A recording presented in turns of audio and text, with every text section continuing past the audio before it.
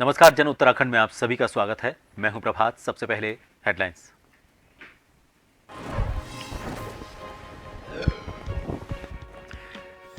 Dhami cabinet की हुई बैठक में कई अहम मुद्दों पर हुई चर्चा। कैबिनेट मंत्री प्रेमचंद अग्रवाल और सुबोध उनियाल वर्चुअली जुड़े।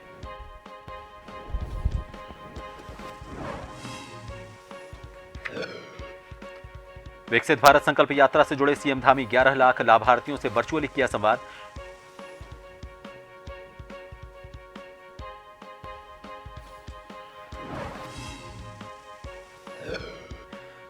लोकसभा चुनाव की तैयारियों में जुटी बीजेपी। 75% वोट साधने का रखा लक्ष्य। युवा मोर्चा निकालेगा तिरंगा यात्रा, चलाएगा कई अभियान।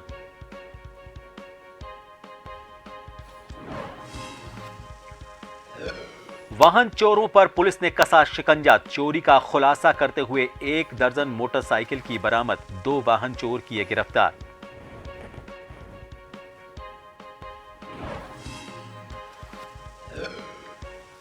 देहरादून से अयोध्या का सफर हुआ आसान। अब सीधी बस सेवा शुरू। दून से अयोध्या का 1054 रुपए किराया।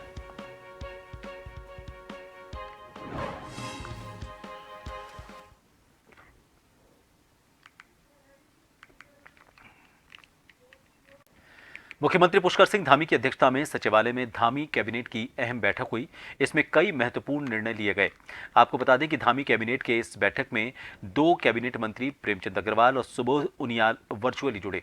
कैबिनेट बैठक में कैंट एरिया से रिहायशी क्षेत्र को बाहर करने का अहम निर्णय लिया गया। साथ ही आगामी विधानसभा सत्र को आहूत करने के लिए कैबिनेट द्वारा मुख्यमंत्री पुष्कर सिंह धामी को अधिकृत किया गया। आज की कैबिनेट में पहला प्रस्ताव वित्त विभाग का था।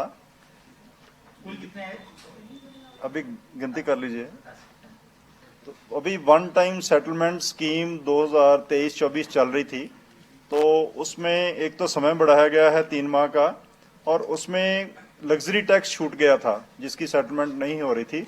उसको कैबिनेट ने डिसीजन लिया कि लग्जरी टैक्स की भी वन टाइम सेटलमेंट की जाए और 3 माह इसका समय बढ़ा दिया जाए। और अब आपको बताते हैं धामी कैबिनेट की बैठक में कौन से अहम फैसले लिए गए। सरकारी डिग्री कॉलेजों में शिक्षकों के रिक्त 25 पदों को संविदा से भरा जाएगा। नजूल नीति 2021 को जारी रखने को लेकर भी निर्णय लिया गया। इसके अलावा प्रदेश के 7 कैंट बोर्ड के सिविल क्षेत्र को स्थानीय निकाय में सम्मिलित करने का निर्णय लिया गया। हरिद्वार ऋषिकेश गंगा कॉरिडोर को विकसित किया जाएगा। ऊर्जा विभाग के एनुअल रिपोर्ट सदन के पटल पर रखने को भी मंजूरी मिली।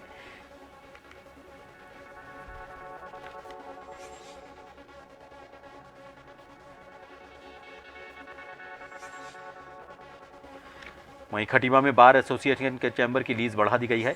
गन्ना विकास विभाग में 400 करोड़ से ज्यादा के लोन लेने को मंजूरी दी गई। इसके अलावा संस्कृति और धर्म संस्कृति विभाग के तहत BKTC नई भर्ती नियमावली को भी मंजूरी दी गई है।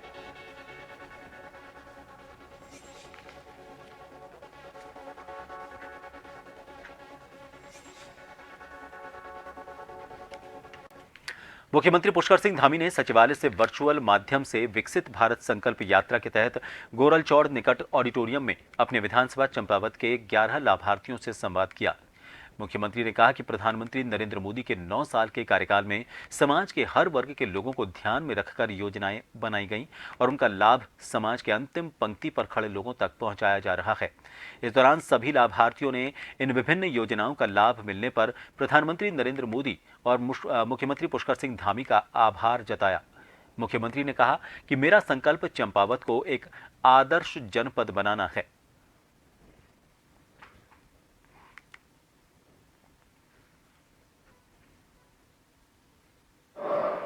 आज का जो ये विकसित भारत संकल्प यात्रा के अंतर्गत जो हमारी यात्रा 23 नवंबर से 26 जनवरी तक चल रही है, उसी कार्यक्रम के उपलक्ष्य में आज माननीय मुख्यमंत्री जी द्वारा सीधे लाभार्थियों के साथ संवाद किया गया।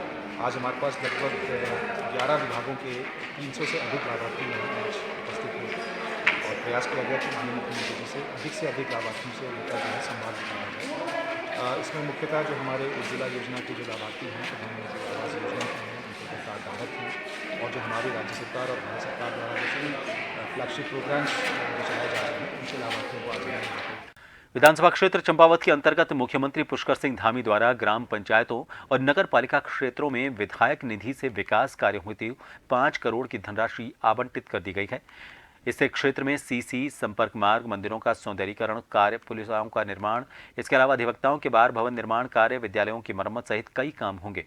निर्माण कार्यों की गुणवत्ता और समयबद्धता के अनुरूप कामों को करने के लिए क्षेत्र के वरिष्ठ जन और जनप्रतिनिधियों की टीम बनाई गई है।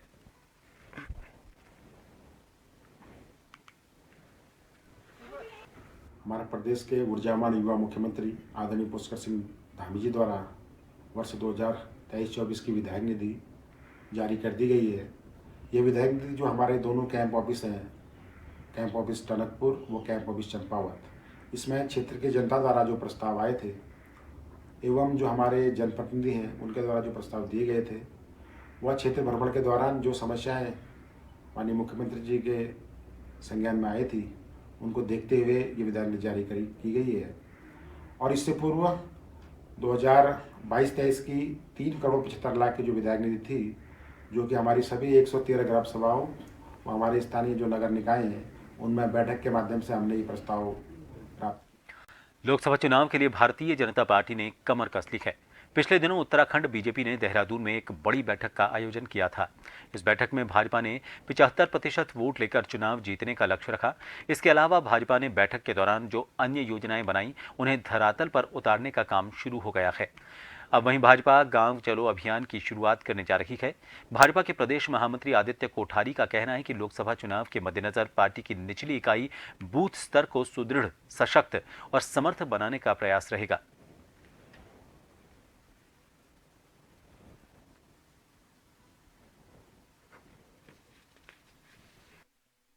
आगामी लोकसभा चुनाव की दृष्टि से भारतीय जनता पार्टी के द्वारा बहुत सारे कार्यक्रम तय किए गए हैं और इसमें सबसे बड़ी बात है कि हम जो हमारे सबसे नीचे के स्तर की इकाई है, बूथ इकाई, उसको सुदृढ़, सशक्त, समर्थ बनाने का हमारा पहला प्रयास रहेगा। इसके लिए भारतीय जनता पार्टी ने गांव चलो अभियान ये तय किया है और इसके तहत हमारे पार्टी के वरिष्ठ नेता माननीय मुख्यमंत्री जी, राज्य सरकार में कैबिनेट मंत्री, माननीय विधायकगण, माननीय सांसदगण, सभी एक बूथ पर 24 घंटे का प्रवास करेंगे। उत्तराखंड में लोकसभा चुनाव को लेकर भाजपा कोई कसर नहीं छोड़ना चाहती। आपको बता दें कि भाजपा ने सभी मोर्चों के कार्यक्रम तय कर दिए हैं।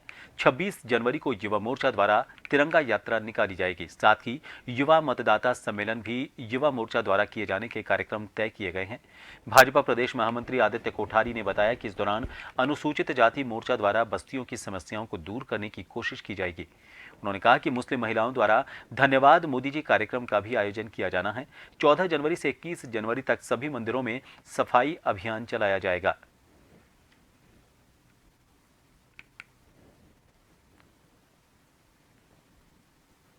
मोर्चों के सभी के कार्यक्रम हमने तय किए हैं। युवा मोर्चे के द्वारा 26 जनवरी को तिरंगा यात्रा निकाली जाएगी। घर घर में तिरंगा लगाने का कार्यक्रम है। बाइक रैली भी निकालेंगे और इससे पहले युवा मतदाता सम्मेलन भी युवा मोर्चे के द्वारा किए जाने के कार्यक्रम है। महिला मोर्चे के द्वारा भी सेल्फी विद लाभार्थी और लखपति दीदी सम्मेलन भी करने की योजना है।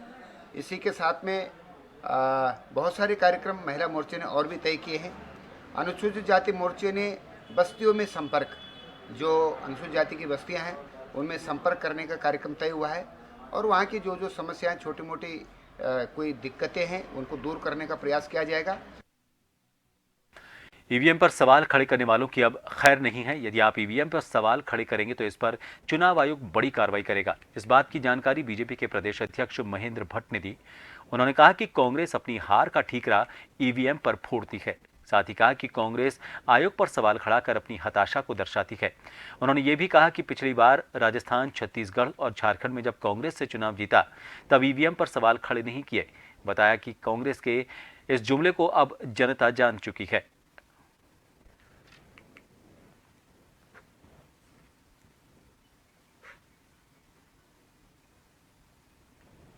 देखिए, ईवीएम को चैलेंज करने के अवसर हर राजनीतिक दल को हैं और अब तो मुझे जानकारी मिली है कि निर्वाचन आयोग भी ईवीएम में प्रश्न खड़ा करने वालों के ऊपर भी कार्रवाई कर सकता है। हर दल स्वतंत्र है अपनी बात रखने का और आयोग के द्वारा चुनाव कराए जाते हैं। आयोग को प्रश्न खड़ा कर कर कांग्रेस जो है अपनी हार की हताशा को प्रदर्शित करती है। जहां वो जीतते हैं वहां ईवीएम सही, जहां वो हारते हैं वहां ईवीएम खराब। और ईवीएम अगर सही खराब थी तो पिछली बार राजस्थान के अंदर क्या हुआ, इसके अलावा दूसरे राज्यों झारखंड के अंदर क्या हुआ, छत्तीसगढ़ के अंदर क्या हुआ, और आज अगर हार हो रही है ईवीएम खराब। तो अब जनता इस जुमले को समझ चुकी है। कांग्रेस अपनी हार बर्दाश्त करने की क्षमता रखे। उत्तराखंड में निकायों का कार्यकाल पूर्ण हो चुका है और अब प्रशासक के हवाले निकाय है। निकाय चुनाव को लेकर पूर्व में जो तैयारी नहीं थी उस पर हाईकोर्ट ने गंभीरता से संज्ञान लिया था और अब हाईकोर्ट में शहरी विकास सचिव ने अगले 6 महीने के भीतर निकाय चुनाव कराने का भरोसा दिया है। कोर्ट के सामने शहरी विकास सचिव के इस बयान के बाद कांग्रेस ने आरोप लगाते हुए कहा कि सरकार कभी भी निकाय चुनाव तय कर समय पर करने के लिए गंभीर नहीं थी और आप प्रस्तावों के हवाले निकाय होने के बाद निकायों में जो भ्रष्टाचार हुए हैं वो रोजाना उजागर हो रहे हैं। अगर तय समय पर चुनाव होते तो ये भ्रष्टाचार उजागर न होता, लेकिन अब जनता भी उनके भ्रष्टाचार को जान चुकी है।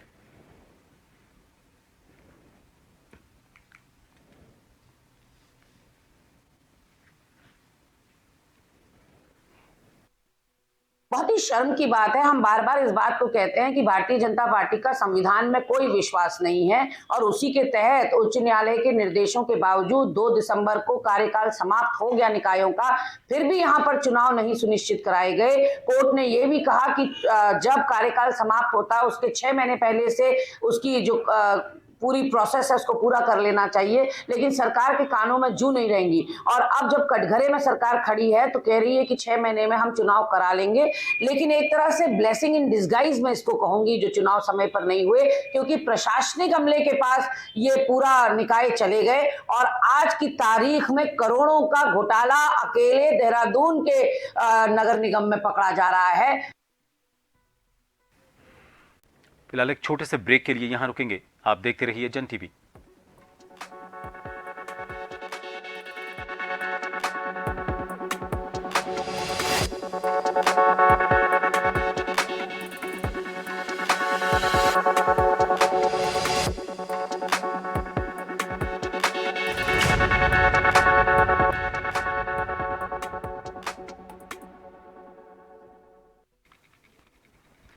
ब्रेक के बाद एक बार फिर आप सभी का स्वागत है। चंपावत जिले के लोहाघाट में कड़ाके की ठंड को देखते हुए एसडीएम लोहाघाट रिंकू बिष्ट के निर्देशन में राजस्व विभाग द्वारा शाम को लोहाघाट नगर के प्रमुख चौराहों में अलाव जलाया जा रहा है। प्रशासन द्वारा अलाव की व्यवस्था करने से नगर के व्यापारियों और लोगों ने राहत की सांस ली और लोग ठंड से बचने के लिए अलाव का सहारा लेते हुए प्रशासन को धन्यवाद देते नजर आए। एसडीएम लोहाघाट रिंकू बिष्ट ने बताया कि प्रशासन द्वारा सड़कों में चूने का छिड़काव कर दिया गया है और चेतावनी बोर्ड लगवा दिए गए हैं।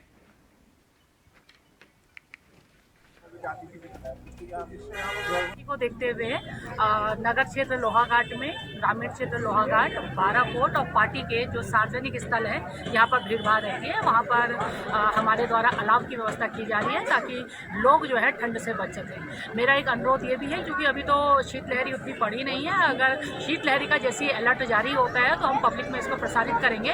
अगर शीतलहरी के टाइम पर लोगों से अनुरोध है कि कम से कम घर से बाहर निकले, जरूरी होने पर ही बाहर निकले। इसी तरीके से यहाँ पर पाला लंबे टाइम से पड़ रहा है तो रोडों में हमारे द्वारा जो चूना है उसकी व्यवस्था की जा रही है। आप लोग जो 2 पहिया चौपहिया वाहन है बड़ी सावधानी पूर्वक चलाएं, अति आवश्यक होने पर ही, क्योंकि पालाग्रस्त सड़कें हैं जहाँ पर धूप नहीं आती है, तो अगर जरूरत ना हो तो ना निकले और अगर बहुत ही ज्यादा जरूरत है तो सावधानी पूर्वक। चमोली जिले के सभी काश्तकारों के लिए भारत सरकार से राहत भरी खबर मिली है। भारत सरकार द्वारा अब रबी फसल पीएम फसल बीमा योजना के अंतर्गत सेब, आड़ू, खुम्बानी और संतरे की फसल के बीमा किए जाने की अंतिम तिथि को बढ़ाकर 15 जनवरी किया गया है। एप्पल फेडरेशन से जुड़े और क्षेत्र के सामाजिक कार्यकर्ता राकेश भंडारी ने ये जानकारी साझा करते हुए बताया कि उत्तराखंड सरकार द्वारा इस बाबत केंद्र सरकार को अंतिम तिथि को राज्य की विषम भौगोलिक स्थिति के चलते बढ़ाने के लिए पत्र भेजा था। इसको केंद्र सरकार द्वारा स्वीकार कर लिया गया है। सभी छूटे हुए किसान अपने नजदीकी सीएससी केंद्र पहुंचकर अपनी फसलों का बीमा कर फसल का भविष्य सुरक्षित करा लें।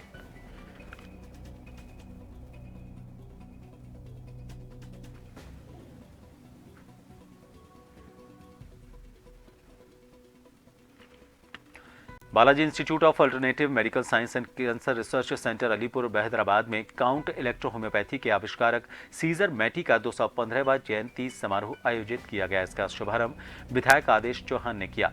उन्होंने कहा कि इलेक्ट्रो होम्योपैथी एक प्राकृतिक चिकित्सा पद्धति है जिसका अपना रोग निदान आइरिस एनालिसिस है। डॉक्टर देवाशीष कुंडू ने काउंट सीजर मैटी के जीवन के कुछ अनछुए पहलुओं पर प्रकाश डालते हुए कहा कि मैटी ने अपनी पुस्तक वेद वेकम में इलेक्ट्रो होम्योपैथी औषधियों को एल्केमी बताया है।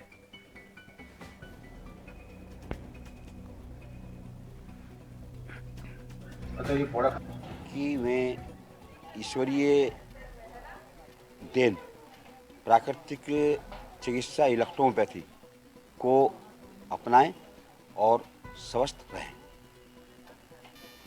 देखिए, Balaji institute of alternative medical science and hospital में आपका कैंसर, रसोली, ट्यूमर, गुर्दे की पथरी, पेट की थैली की पथरी सहित सभी बीमारियों का इलाज प्राकृतिक औषधियों के द्वारा किया जाता है। डोईवाला के भानियावाला दुर्गा चौक पर श्री राधे कृष्ण आनंद धाम चैरिटेबल ट्रस्ट द्वारा भव्य और विशाल राम कथा का आयोजन किया जा रहा है। कथा व्यास श्री आदित्यानंद जी महाराज के मुखारविंद से राम कथा रसपान होगा। आयोजन समिति से जुड़े राम भक्त राजवीर सिंह खत्री मनीष सजवान ने बताया कि 500 साल के बाद सनातन धर्म से जुड़े लोगों के लिए खुशी का दिन है।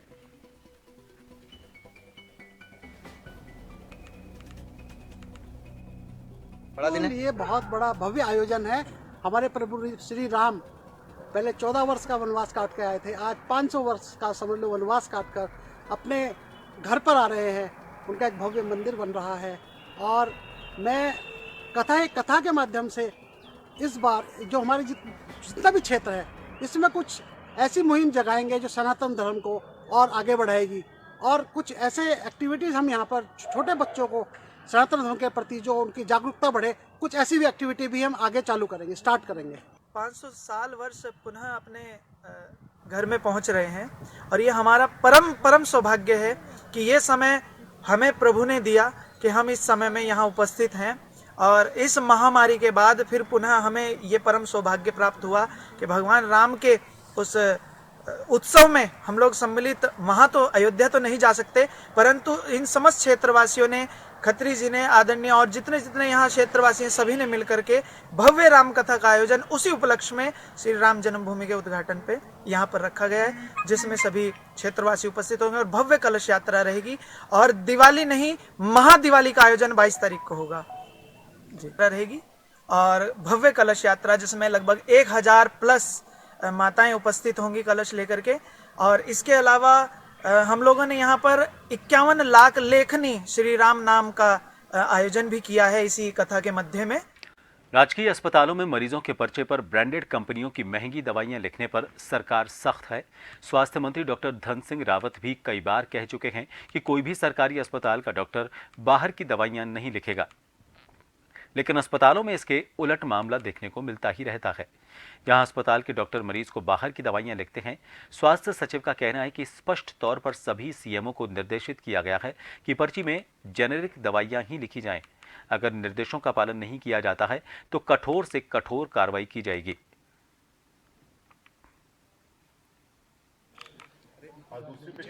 समय समय पे जब हम लोगों की मीटिंग्स होती हैं सीएमओ के साथ और बाकी जो हमारे हेल्थ प्रोफेशनल्स के साथ, उन सबको हम लोग अवगत कराते हैं। जो हमारी मीटिंग्स होती हैं, हमारे कॉन्फ्रेंसेस होते हैं, इसमें भी हम लोग रेगुलरली लोगों को अवगत कराते हैं कि ये एक जन भावना से जुड़ी हुई चीज़ है और हम बार बार उस जियो का भी उनको उल्लेख करते रहते हैं।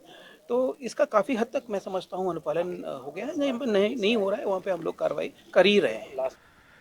कड़ाके की ठंड में पुलिस कप्तान के नेतृत्व में भगवानपुर पुलिस लगातार एक नया इतिहास लिख रही है और इसी क्रम में एसपी ग्रामीण ने वाहन चोरी का खुलासा करते हुए 1 दर्जन मोटरसाइकिलों को बरामद कर अंतर्राज्यीय 2 वाहन चोरों को गिरफ्तार किया है। इसकी हौसला अफजाई करते हुए हरिद्वार पुलिस कप्तान ने भगवानपुर पुलिस को पुरस्कार देने की घोषणा की है।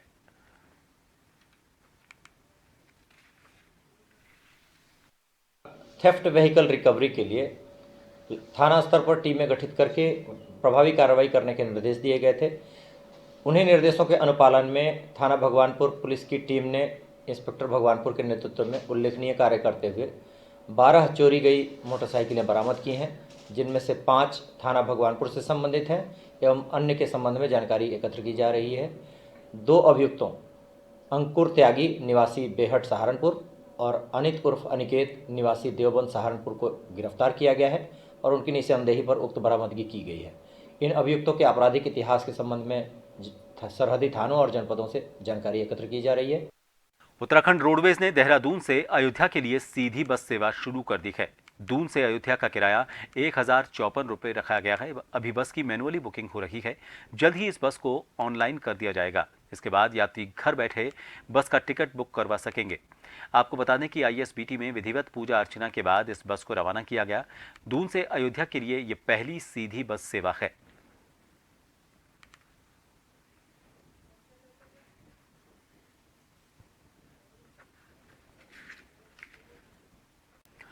चलते चलते एक बार फिर नजर डालेंगे हेडलाइंस पर। धामी कैबिनेट की हुई बैठक में कई अहम मुद्दों पर हुई चर्चा। कैबिनेट मंत्री प्रेमचंद अग्रवाल और सुबोध उनियाल वर्चुअली जुड़े।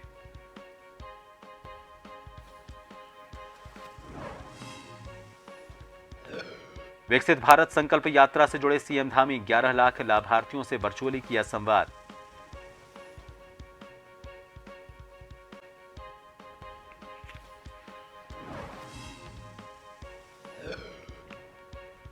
लोकसभा चुनाव की तैयारियों में जुटी बीजेपी 75% वोट साधने का रखा लक्ष्य। युवा मोर्चा निकालेगा तिरंगा यात्रा, चलाएगा कई अभियान।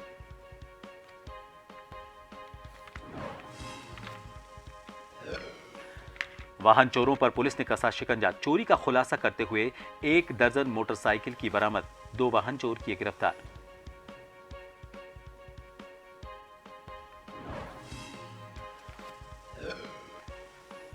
और देहरादून से अयोध्या का सफर हुआ आसान। अब सीधी बस सेवा शुरू। दून से अयोध्या का 1054 रुपये किराया।